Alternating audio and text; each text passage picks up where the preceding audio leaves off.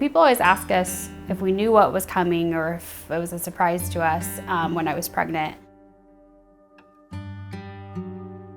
We learned little by little. I started signs of preterm labor at 28 weeks and 5 days, and Kevin came to us at 32 weeks and 1 day.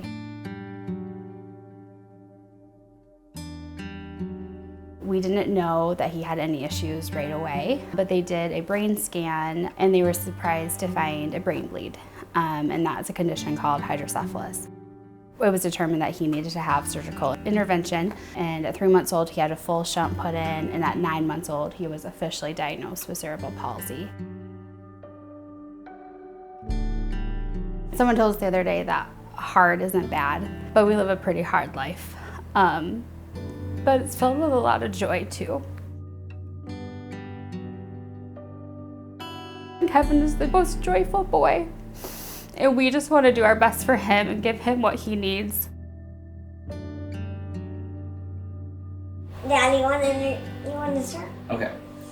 Hi, I'm Nick. I'm Kevin's dad. And me? I'm your Okay. And I'm Melissa. I'm Kevin's mom. I know that's her. Okay. And who are you? Kevin Robert. Kevin Robert. Yeah. We were stepping into a lot of unknown, what Kevin's life would look like, and how cerebral palsy would fully affect him. Fast forward to now, he's had 8 surgeries. He is dependent on his wheelchair. We have added a daughter, and Jess is just almost 2.5. Kevin does a lot of physical therapy, occupational therapy. You know, typical average week can probably have 2 to 3 appointments about an hour away. It's a lot. It's a lot to keep track of and to do, but it's all worth it for him.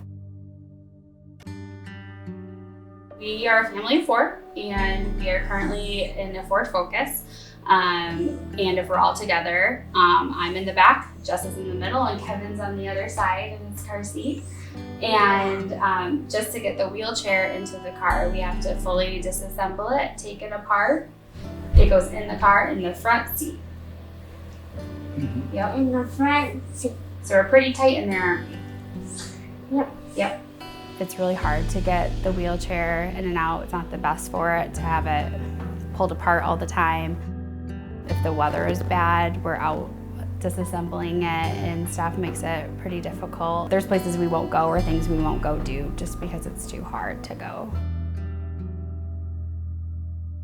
As Kevin has grown, his next step will be getting out of his car seat, sitting in his wheelchair. That's where we're to the point of needing a vehicle that can accommodate his needs to keep him safe and comfortable. So we knew, Kevin growing, that we would need a bigger vehicle soon, and we were trying to be wise with our finances and not get something too soon. But last month I broke my arm, and I can't lift Kevin in and out of the car anymore.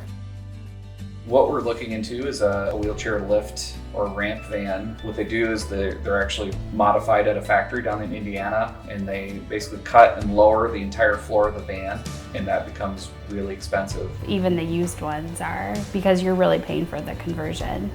Yeah, and we're hopeful that if we're able to get a new van, that it will last us into Kevin's adulthood.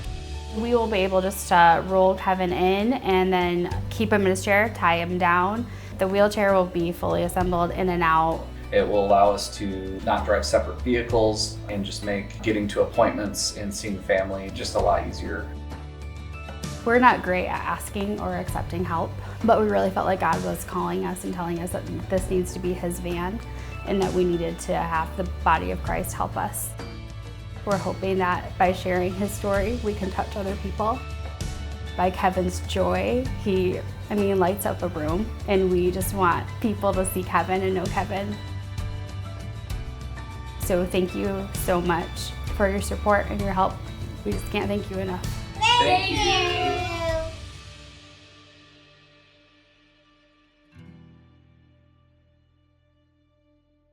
Trust it. Crushed it.